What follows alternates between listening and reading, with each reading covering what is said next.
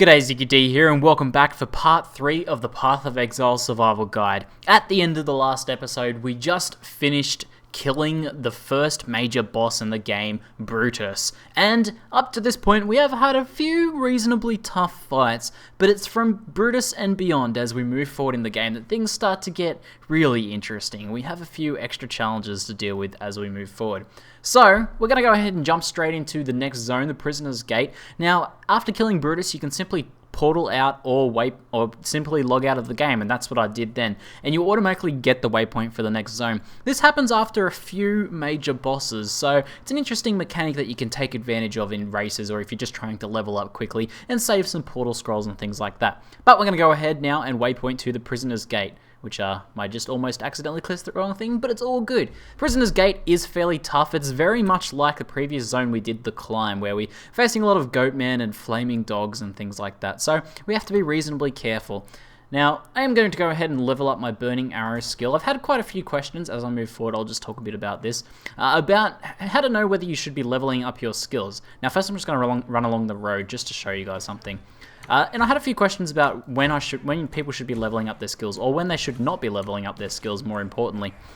And it's pretty much the case that most of the time you are in fact going to be leveling up your skills. The only times you're really not is if the mana cost, the extra mana cost of the skill isn't worth it for some reason, or if the benefit of leveling up the skill doesn't really help your build at all. So in this build example, we're going to be using Burning Arrow, and we're going to be making a physical damage sort of archer build. So leveling up Burning Arrow, which gives bonus physical damage, is very beneficial to us. So there's plenty of reasons for us to do so.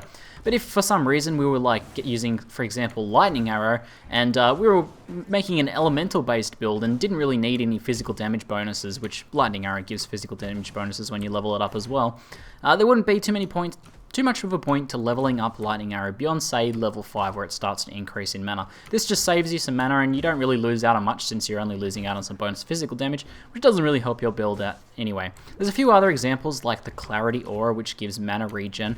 As you level it up really high, it starts to increase the more and more amount of mana that it reserves. So you only want to level it up just to get the amount of regen you need and want to stop leveling it. So most people stop around level 4 or 5. So there's a few examples like that, but in general, it's usually a safe bet to go ahead and level up all of your skills. So don't stress too much about that. If you're following a specific guide, it should have some good examples. Now let's talk about the zone I'm currently in, because as you can see, things are a little bit crazy. You want to avoid the Shock Nova radius of those Shock Nova goatmen as much as possible, so just stay out of range of that. Same sort of deal as Kuduku, and everything else you kind of just want to keep moving to avoid those leap slams and to avoid the explosions of the dogs. I'm just kind of going around in circles here just to stay safe, and it doesn't look like there's anything. That build is an upgrade for us. Now it's a straight life upgrade over our current one. I'll go ahead and kill off this goatman, but it's also a higher level item. Now I'm going to show you guys something here. If you pick up the item and press enter and type /item level, it will tell you the actual level of the item. This is kind of a hidden level of this item. So although it requires level 8, it's actually a level 11 item. And the fact that it's level 11 versus this one, which is probably like level 8 or 9 or something like that, means we can get better magical affixes on it. So it's worthwhile updating that. And maybe we'll roll that soon, since it's almost as high as it can go. So as you see, you come to the end of the road here, and this path gets blocked off. So you can actually bypass this. You don't need to run to the end of the road in this zone. All you simply do is search for the side. It'll be either the top or bottom that has this cliff running along it. You can see here on the map. So we're at the right-hand side of the cliff. We can simply head down around the bottom of the cliff, and this will be the correct direction to go. Now we have a medium amount of flask, so we're going to go ahead and update our flask. You want to be updating your flask as much as possible. That's actually a superior flask though, so I'm going to pick that back up, because it's a good idea to save up superior flasks. As we go, I'll start talking about things like vendor recipes and extra little tricks and tips that you can use to build up wealth on your account and to make sure you're able to progress your character well. And in general, if you see superior flasks, so flasks that have a quality percentage on them, it's a very good idea to hold on to those and keep those aside for a while, and I'll explain more in the future. So, we're just keeping leveling up our Bear Trap and Poison Arrows, because the damage of those two skills scale off the levels, so we'll go ahead and keep doing that. And as usual, just continuing to move forwards through the zone using our AoE skill. So whatever AoE skill you have, I'm getting a lot of questions about what sort of skills people should run. In general, for your first playthrough, if you're not following a build, or if you're following a build, just use the suggested AoE skill if you're following a build, or if you're not following a build, just use whichever AoE skill feels fun to you to continue farming. Single target skills, try not to use those against large groups. Like what we're fighting here, you don't want to use a single target, so we wouldn't want to use Burning Arrow against these sorts of mobs because it's just going to be way too slow. We're never really ever going to kill anything. So we use Poison Arrow to slowly chip away at the health of the entire group at once. So try and use your Poison Arrow, or your Freeze Pulse, or your Ice Nova, or your Fire Trap, or any sorts of AoE skills you have to slowly work down the group and do that. You only use your single targets against rare mobs that are by themselves and need a bit of extra damage to take them down quickly, or against bosses, generally speaking. So mainly it's all about the AoE skills in Path of Exile. So let's continue pushing forwards through here, just avoiding as much of damage as possible. As you can see, we're doing a good job of avoiding a lot of the damage, and we've actually encountered the zone boss here. The Burning Menace here is extremely dangerous, especially in later difficulties, but fairly dangerous also in normal, especially if you've gotten into this zone a little bit under leveled. He does a lot of damage.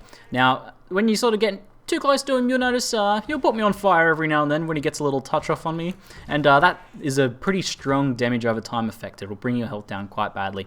He also explodes on death as well. In general, he just does a lot of damage. So we're gonna try and pick off the guys that are around him, try and damage him as well. There's a few magical mobs in here that will kill for some extra bonus experience. And once everything else is down, I might throw a few bear traps to start using some single target damage, just also to show you guys how to do things like that. So I'm just going to throw a few bear traps at him there just to do a bit of extra damage. So generally with traps you can throw all three of them at once and just deal a bit of extra burst damage there. But others we're just going to keep moving around, and it's probably better just to keep moving against this guy. I'm actually just going to kite him forward through the zone. It's probably a bit better for me to do that, just in terms of clear speed. Other than that, keeping an eye on my health. Whenever I take like 1 or 2 leap slams, I'm just using one of those health fast to level me, to heal myself back up. And it looks like the Burning Menace is about to go down as well. So the good thing is, as a ranged character, I can kite him pretty well. As a melee character, you either want to skip him, or you want to just take him down slowly and head back to town if your flasks run out. So there we go, we managed to kill him off, and he dropped a few blow items, some of which might be good for us. We've also got a Heavy Quiver, which it might be time to upgrade our Quiver. Although Heavy Quiver does 1 damage less than the current Quiver we have, it'll be a higher item level, and the actual base damage of Quivers really doesn't matter. In fact, the type of Quiver you use really doesn't matter that much. The only other type of Quiver besides base damage ones is ones that give dexterity, and they can be handy if you're trying to use a bow on a non-ranger class or someone that doesn't have a lot of dexterity. So, Chainmail Vest could be useful for us. We'll go pick that up. There's a magical shortbow here as well, and the Bronze Scepter isn't going to be too useful for us. So we have a rare here. This one here has powerful crits. I'll start talking about mods that you want to watch out for as we progress forwards. Powerful crits is one that is very dangerous. So basically, when he does manage to get a critical strike on you, he's going to do a lot of extra damage. And if he has like some sort of fire or frost or lightning effect, he's going to be more likely to give you a very powerful status ailment, like set you on fire or freeze you for a long time. So you want to be very careful of those. He also had an aura that resists elemental damage, so using things like Fire Trap against him wouldn't have been very effective. But Poison Arrow, thankfully, is non-elemental, so it was pretty safe to use that. So you notice we've come down through this corridor here and come down in this cliff area. You just want to get to this back cliff here and follow it along until you find the exit of this particular area. Here we go.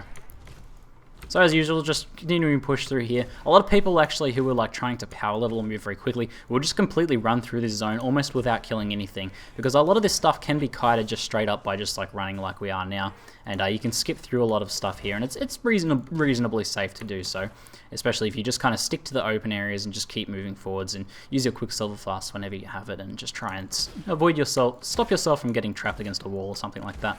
And that's because it's just a very dangerous zone to actually stand still and fight. And if you try and stand still and tank those leaping goatmen and the burning menace and all of those sorts of mobs, you can take quite a lot of damage.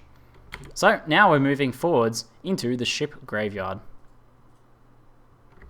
So as soon as we get in here, we'll be pretty safe at the entrance. Generally at the entrance you're okay for a second or two. Mobs can wander here though, so don't spend too long. Don't leave your computer AFK.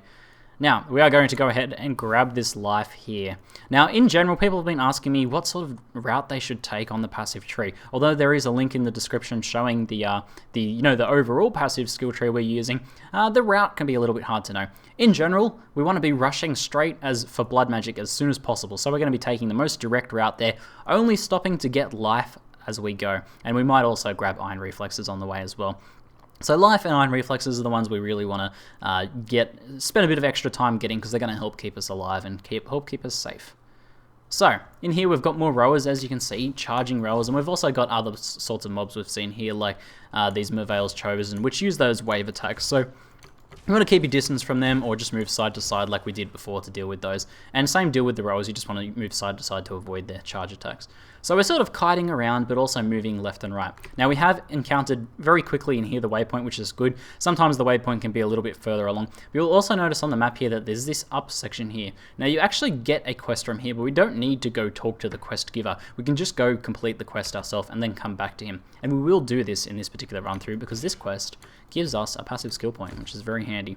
Now these Spectral Corsairs deal lightning damage, and they can do quite a bit of damage, but they're not too bad as just pure melee characters. You can kite them down. Use your AoE skills to get rid of those. We've also encountered the Seething Brine here, which use Cold Snap.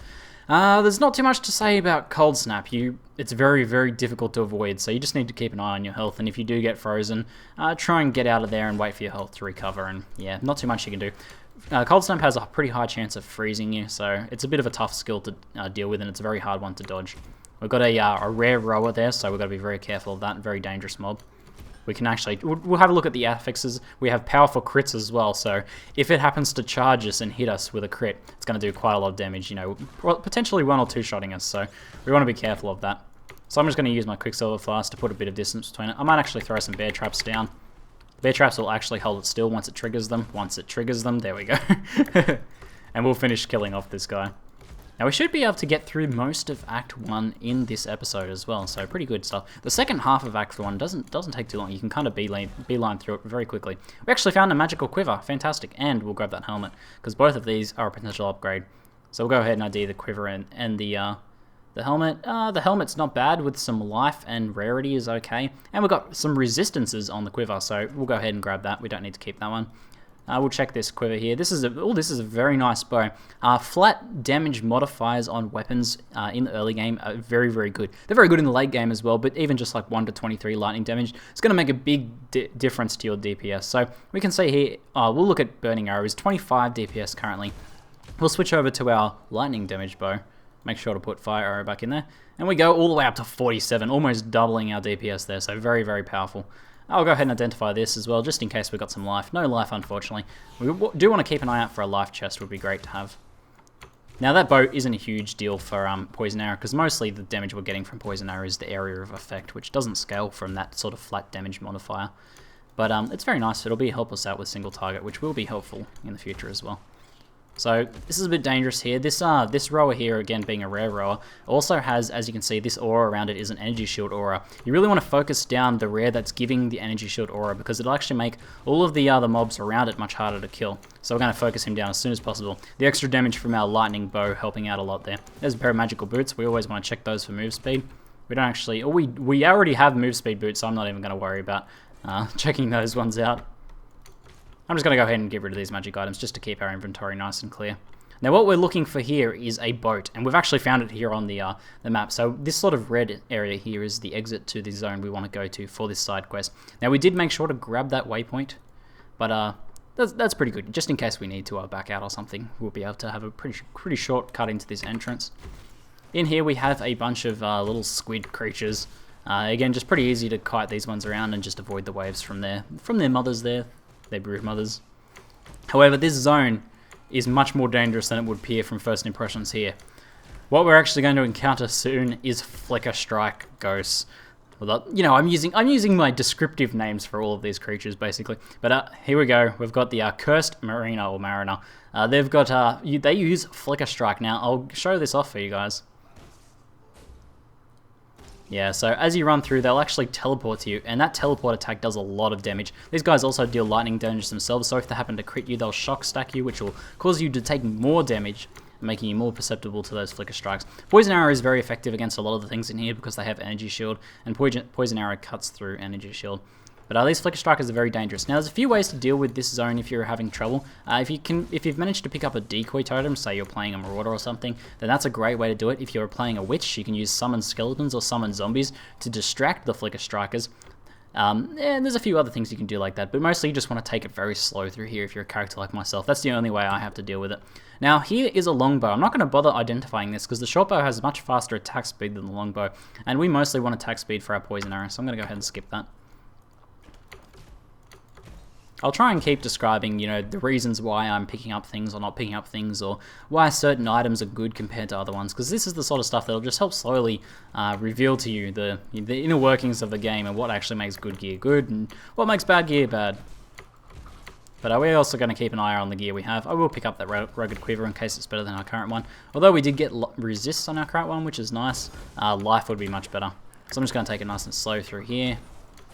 I'm doing very well in terms of life, so I think it's pretty safe for us to move through at a reasonable pace in here. So I'm just going to keep moving through.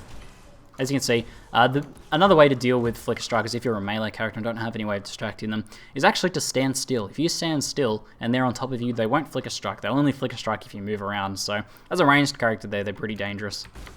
And we did get a transmutation orb, so let's go ahead and do some crafting. I'll just kill off these last guys here. Now, the thing we want to craft, I think, is this belt. It's the most recently acquired piece of jewelry, and it's very high life. The maximum life for a level belt is actually 40 life, so 39 life is very, very close to max, so it's well worth getting. Now, we got some energy shield and lightning resist. Lightning resist is going to help us slightly in here, and energy shield is just a nice extra bit of life buffer, essentially. So, not bad. Could have been much better. We could have rolled some life and some resists or something like that, but not too bad, not too bad. A good mod to roll on belts actually is any sort of flask mod, like flask life recovery is going to help you out a lot, especially in the early game since you're using your flask a lot to stay alive. This is not too bad. Some more currency. Now, as you can see, we're doing pretty well in this zone, just sort of moving a little bit slower than we could otherwise be, just because we don't want to get a big group of these guys all at once, so we want to kill these guys off, you know, as individually as possible. And as always, just take it as slow as you need to. I accidentally picked up a chest there. I've got a few magical squid here, so I'll make sure to kill these guys off for some extra XP. There we go. Looks like we're getting pretty close to our destination in here. A few more squid. We've got some flicker strikers, so we'll try and pick these guys off from range before they get close enough to flicker strike. Kind of missing a bit, whiffing a bit. And we'll kill off the last ones of these. And it looks like we're moving into the quest reward room, the quest item room. So, oh, not quite there yet. We have a rare mob here. It has fast attacks. Nothing really major that I can see that stands out to me there as particularly dangerous. So we'll just kill it off as a group there, and we'll kill it off for some extra XP as well. Cold damage, cast dive nova, bonus energy shield, faster attacks. Yeah, it's just a tougher mob. We actually picked up a fire trap gem. Fantastic, that's really good for us. So we'll go ahead and use that. I'll go ahead and put our fire trap here on number 2. Put burning arrow on number 3 there. And I'll put burning arrow on my middle node as well. Now, in allocating passive nodes, someone asked me, how do you quickly allocate a passive without going through the whole apply points route? If you hold control and then click the passive, it will automatically apply it without needing to confirm it. It's a good tip for if you're trying to, you know, just speed things up a little bit. But make sure you're sure that you're picking the right passive, because once you've allocated it, you have to spend a respec point to unallocate it essentially. So just here we've got Strangle Charm. She uses Cold Snap as well. Overall, I'd say she's not too dangerous if you don't have a bunch of other mobs in there with you. Just try not to get too close so she doesn't ice nova you like that. So we'll just use our poison arrow. We'll work her down very quickly. Now we actually need to level up Fire Trap because it's not going to be very handy until we've leveled it up quite a bit. I will pick this short bow up because if it's good, it actually has 2 linked sockets, which will become important pretty soon. And that's not that great. A bit of extra physical damage, but our lightning damage one is much more powerful. So I'm going to go ahead and click on this slave girl here and grab the All Flame.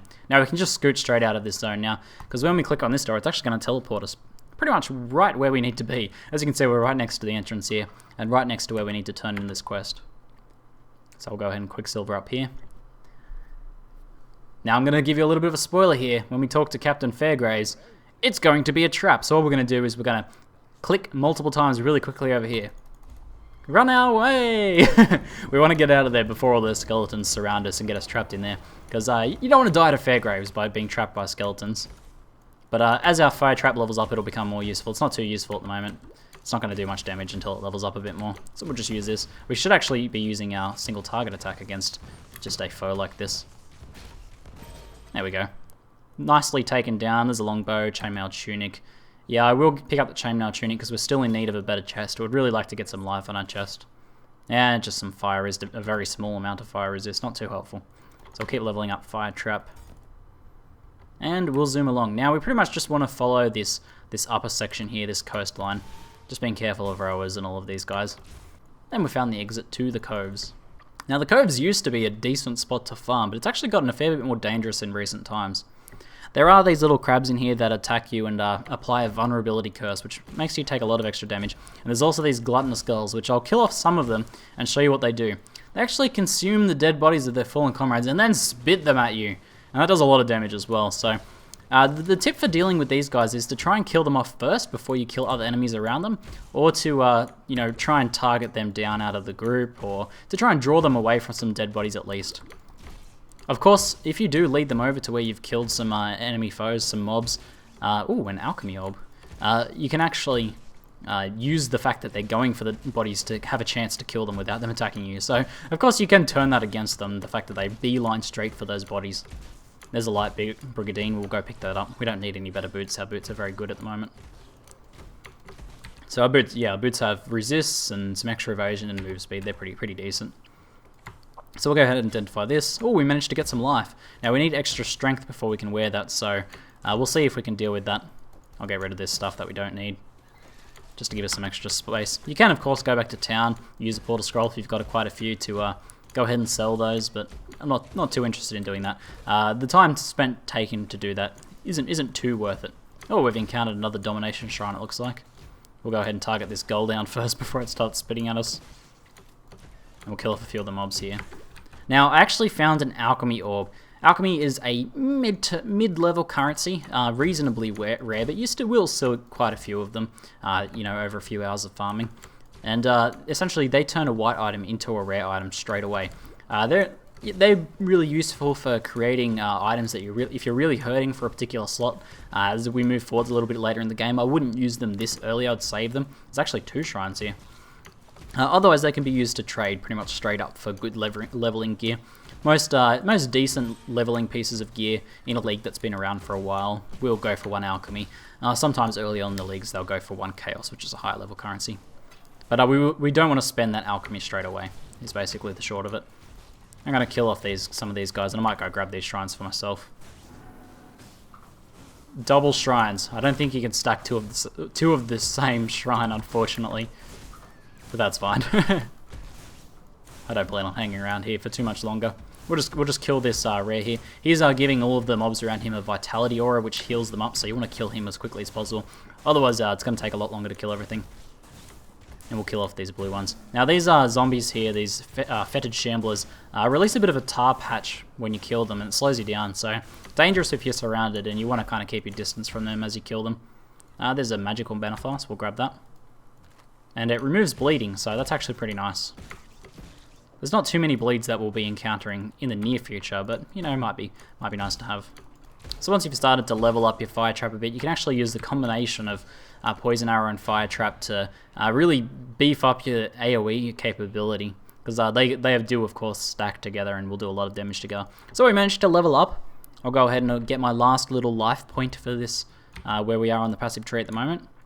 There we go. And we're going to take this waypoint, make sure to click it, and go back to town, because we actually get a quest reward for reaching this waypoint, and also we got a passive point to claim from the previous quest we did. So we'll go talk to Tarkley here, and he should give us a gem reward. Now, I'm thinking we have a few choices here. We can get Hatred as an aura. We do kind of need a lightning arrow gem, potentially as our main attack later on once we stop using poison arrow. Wrath's also a decent damage dealing sort of skill. Hatred is probably going to be best for us. I probably won't want to use any of these for a while, actually. So I'm actually... We'll go ahead and grab Hatred just to level up for later. Now we can start using Hatred pretty much straight away, but the fact that it reserves 60% of our mana is actually going to probably make us a bit mana starved. And since we're mostly using Poison Arrow at the moment, which doesn't scale with Hatred very well, we're just going to not really bother using it just yet. So we get our quest passive point reward here. And another, now we've got our support gem. So from this point, I'm going to talk a little bit about sockets. So we have a choice of a few different sockets here. We've got faster projectiles, we've got fork, and we've got added cold damage. I'm probably going to go ahead and grab fork. I don't think, yeah, I'll grab fork.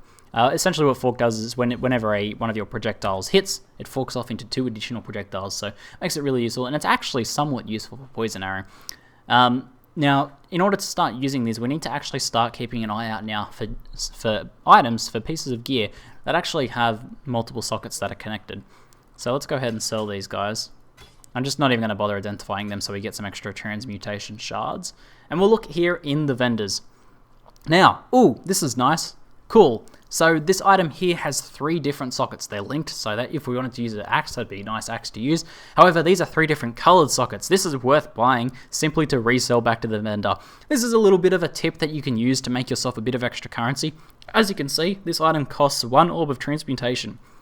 If we go ahead and buy that, exit the shop, go back to sell, and then sell it, we get a chromatic orb. A chromatic orb is more valuable in the loot table of Path of Exile currency. It's more valuable than a transmutation orb that we spent. So we simply multiplied our currency there. Very nice stuff. Chromatic orbs are much rarer and are much more useful than transmutation orbs. So we'll go ahead and grab that, and got ourselves an extra chromatic orb. But we're going to go check here again. It's always a nice idea every level to check the vendors for items like that. We've actually got another one here. This one only costs a wisdom scroll, so making even more currency. Look at all this currency we're getting. Nice stuff. And we'll just check if there's any pieces of gear in here that we could actually use. We're looking for 2 green socket gear. We don't want to buy boots because we've already got pretty nice boots, although these have movement speed. And if you didn't have any movement speed, these would be fantastic to buy. It doesn't really look like there's any items that are going to be too helpful for us just yet. We could buy this strapped leather. Our current one is pretty rubbish. And I might actually go ahead and do that. So I'm going to go ahead and buy that. It costs just a wisdom scroll, so very easy. And we'll roll it ourselves. Oh, we got reflect damage. This is a pretty average mod. It's not really going to help us very much. So I'm actually going to spend 1 alteration to try and get a better one. We got fire resist and more reflect. Pretty rubbish. Not having much luck on the old crafting today. But we'll go ahead and put that on anyway. It's not really a downgrade, and it gives us an extra link to play around with. So, what we can do is we can actually put Poison Arrow, if we can find it. Poison Arrow, where are you, Poison Arrow? There we are, in this one here, and we'll go ahead and attach Fork to it, and we can use it to give ourselves a little bit better Poison Arrow AoE. And we'll use our Book of Skill here. And now we want to, I believe, head down. I'm going to go double check my passive tree so I actually know which direction we're headed. Okay, we want to go down in this direction. Good idea to double check that passive tree to make sure we're taking the right route. So, now I'm going to go ahead and just clear out my inventory by just chucking my currency items over in here. Again, control-click will transport stuff over to your stash tab pretty nice and quickly there. So we'll just go ahead and chuck all that stuff in there just for later. Keeping our teleport scrolls. Oh, and we should actually get rid of our flask as well, so we'll go ahead and do that. We'll go chuck our flask in a separate tab here. This can be a tab dedicated to having these quality flasks. Now, once you get enough quality flasks, you can actually trade those to the vendor. So you need about 40% total to get an item, a glass blower's bauble that will allow you to improve the quality on one of your own flasks, which is very handy as you move forwards into endgame. That was not really relevant yet, but it'll help out later on. So we now have Poison Arrow that forks. As you can see, there's a little Y icon there to indicate the forking. And as you can see, when I shoot, it actually forks out into different directions. So this reduces the on-hit damage of Poison Arrow, but not the damage of the Poison Cloud, so it's really nice to use. It does, however, increase the mana cost, and that can be a little bit of an issue. But overall, we're going to do more damage to things, so I'm pretty happy. And we can also use our Fire Trap as some more direct. We've got 2 rare mobs here. We want to try and pick off the Energy Shield one first, if possible. There we go. That'll help speed up the killing of the rest of them. Yeah, here we go. We've got one of the Merveil's daughters, which is sort of a mini, a unique mob for these zones here. This one deals lightning damage and isn't too big a deal. Just try and avoid the most of those sparks. Stay away from walls if possible. Stay in open areas, and you'll be able to deal with her pretty quickly. Now, from this point, we actually want to start looking for resistance rings. Oh, we got a large life fast. That's going to be very handy. Let's go ahead and put that on. It gives us increased evasion as well, so very nice. We'll go ahead and put this on here. And we'll keep our mana flask for now on the other ones. But we want to start looking for specifically cold resist rings or a blue gem that we can use in a vendor recipe to create our cold resist ring for ourselves. And that's because we're coming up to the final boss of Act 1, which does a very large amount of cold damage. So having cold resist will make the difference. It's like night and day, the difference between that fight. We're actually trapped in a corner here, which is pretty bad, so I'm just going to use my fire traps to try and kill everything off. Try not to get trapped in corners like that.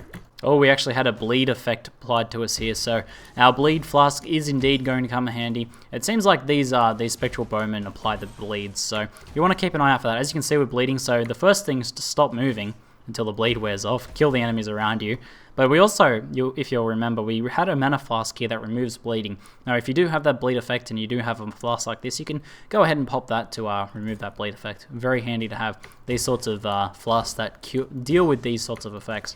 There's flasks for removing cold, there's flasks for removing burning, there's flasks for removing shock stacks as well. So, very handy flasks to have if you kind of know you're going to be dealing with these sorts of things. Okay, we reached the entrance to the Cavern of Wrath, so that's the first zone in here. Now, this next zone is almost identical to the first one. However, we're also dealing with exploding squid. So you want to keep an eye out for these red ones. As you can see, the Ghost of Merveil also leads us to our doom, which is pretty cool. I quite like it. And fun little piece of lore, the Ghost of Merveil that appears actually aligns with the character you're playing. So if I play a Marauder, it'll be a female one. And if I play a witch, it'll be a male one. However, as the ranger, a female one appears. I'll leave that one to you guys to think about. But we want to move through reasonably careful through here. As you can see, the squid pop up, and there's a red one. We just killed it off. These guys will actually run up to you and explode on you, dealing a ton of fire damage. So if you have any fire resists, you're going to be okay.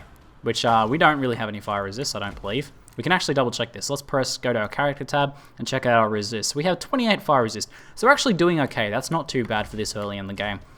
So we'll take a lot less damage from those guys. But still, you want to be very careful of those. You don't want to get caught in a hallway with a few of those because they will kill you. I have died in races plenty of times to exploding squid. So we'll just move through and try and, like, if we see these squids start to pop up, yeah, there we go. You can kind of guess sometimes where they're going to be, but as you saw, I did the little back off there because I kind of knew something was coming. Now, there's a 3-link pair of boots there. If we didn't have move speed boots already, that'd be nice to pick up, just in case we needed some extra links for support gems. But at the moment, we only really needed 2-link, and even that we can kind of get away without having at the moment. So we'll just kill these guys off before they can explode on us. As a melee character, let's talk about how you can deal with those as a melee character. Eventually, I might equip just like a sword just to show you guys different melee tactics, but as you move through those squid, you can actually, if you're running very quickly and you don't get trapped, you can actually force those guys to explode without actually damaging you if you run past them. Sort of just touch them. Say this rock is one of those squids, you just sort of touch them and then continue running and they'll explode just behind you. They kind of have like a second delay before they explode. Now, as you can see, we've found the other Merveil's daughter. This one, of course, deals fire damage, as you can tell, and pretty dangerous. You don't want to be close to it. Same as dealing with the previous firestorm mob. We just want to move side to side to avoid those firestorms as much as possible. Now, we've actually been burned, so we want to kind of just like use a life flask and move away a bit. But if you're very close to her when she casts this 3 fireball attack, each one of those 3 attacks will hit you, and that'll deal a lot of damage. So you want to be very careful of that. But we'll just continue working her down from here. We can also use our single target fire to finish her off, and there's a shield's not going to help us out too much. But we'll continue along now, and we're getting very close to the end of this. Ooh, this is an interesting one. So this aura we've encountered here is coming from this rare mob, and it's actually an invulnerability aura. These mobs cannot die. If we get them down to, 1 life point here, they're not going to die. So the only way to deal with this is to actually kill the rare mob, or to draw them out of the aura. So as you can see, we've drawn these ones out of the aura. We can kill those guys off. Otherwise, we can just try and use our AoE skill or some sort of skill to work down the actual rare mob. Thankfully, the exploding squid will kill themselves. As you can see, I'm sort of running past them, forcing them to blow up, and they're not really dealing much damage to me, if anything. So I'll kill off this guy. We can also use our fire traps, are a nice one to use for this, because we can sort of throw those over the other mobs. Now, we're starting to notice treasure on the ground here. That means we're actually at Merveil's lair.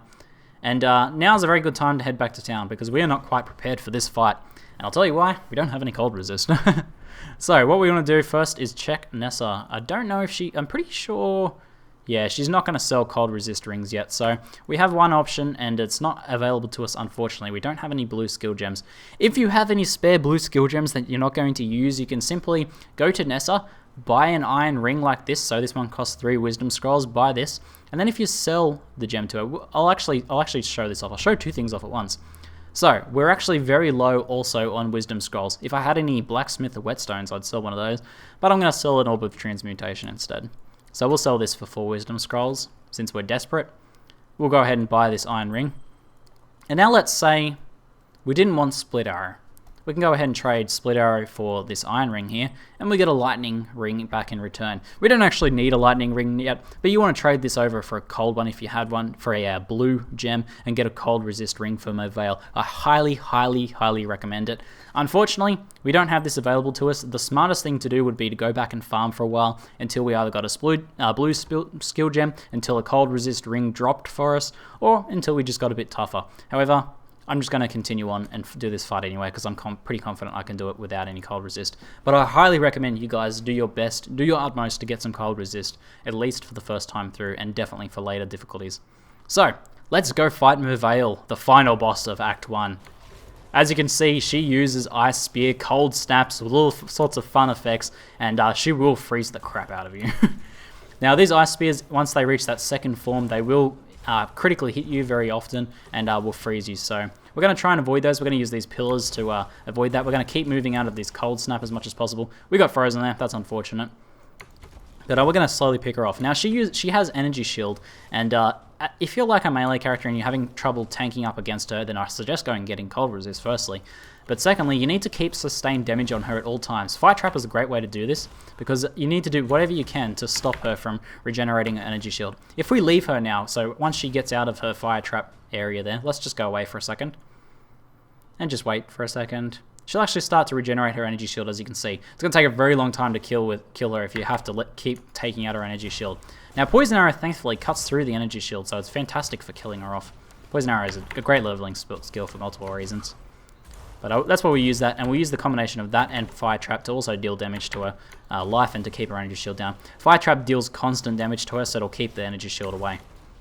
Now, just trying to avoid most of her damage. Since I don't have any cold resist, you know, I'm getting frozen a lot and taking a fair bit of damage from her attacks. But we have a lot of life on this character, so we're doing pretty well in terms of gear and also level. We're also a decent level for this. So I'm just going to slowly work her down, continuing the same sort of strategy, just trying to avoid as much of her damage as possible. Now, if we do happen to run out of flasks and we haven't quite got it down yet, we can take our town portal back to our town to to refill our flasks. Pretty standard strategy. Otherwise, we are running very low on flasks. We'll see if we can finish her off. We're very low on life. Now would be a great time to go back to town. We'll see if I can do it without going back to town though. Try and dodge those ice spears as best possible. She attacks very quickly, and it's very hard to avoid the 3 ice spears. She's like a hail rake on steroids, and I'm sure some of you guys have sort of saw how difficult that fight can be. But we're running very low on life. So I do have a little tiny bit of life regen, but I should probably go back to town. Just kind of doing it for fun now. Let's do this, we can do it, we can do it. Running out of mana as well. Out of mana and life. Keeping the sustained damage up so she doesn't get her energy shield back. Trying to dodge all of the skills. It's good fun, it's a good fun fight. I quite like it. The mechanics of the boss fights in Path of Exile, and a lot of the boss fights are really fun. Really low on life now. As you can see, as we get low life, our health, our light radius goes down. Now we've killed her! We've killed her! But wait, there's more! She reaches the second form. Now, as you can see, when we did kill her, all our life flasks and everything refilled, so we've got a bit of extra breathing room now. That was a tense fight, But she also summons squid and exploding squid, so you want to watch out for those. A good idea to kill off all of those first, and then killing her in the second form is actually easier, I would say. Firstly, you can keep killing the squids for flask charges if you're running low. And secondly, the only real attack you have to worry about is avoiding that wave attack. And you know, if you're a ranged character, you can kind of just keep your range. If you're a melee character, you can kind of just attack and move to the right, or you know, move to the left, attack and keep. You can kind of just run rings around her essentially, especially if you've got the move speed boots. This is a good example of how move speed boots really help. Great to have. But the problem with standing right on top of her is her exploding squid will sometimes explode on you. If you have a lot of life, taking 1 or 2 of those hits isn't too bad though. It's been a long and arduous fight. Came very close there in the first form, running out of fluss. Of course, I could have gone back to town, but just for the fun of it. And here we go. Oh, getting smashed by some exploding squid. And there we go. There's the loot explosion. Nothing too useful for us, it looks like. Some chain boots. We can grab those just in case. A leather cap that is linked, so it could be useful for us. We'll grab the shank just to sell. And of course, the portal scroll. And anything good? Anything good? Leather cap? No, no good on the leather cap. No, no good on the boots. Oh well, nothing too good this time. So, that's it. At this point, you can actually log out or take a town portal back to town, and you will have the waypoint for the next zone. I'm pretty sure, actually. I'm not 100% sure on this one, so I'm going to go ahead and say just go to the Southern Forest, because you actually have to run through this zone anyway. But as you can see, there's a waypoint here, and this is now the start of Act 2. We're now in Act 2, as you can see from the map here. So that was fun. We finished off Act 1, the end of Act 1 in one episode there. Hopefully you guys enjoyed it. Sorry if it went a bit longer. That's it for now. I'm ZiggyD. And thanks for watching.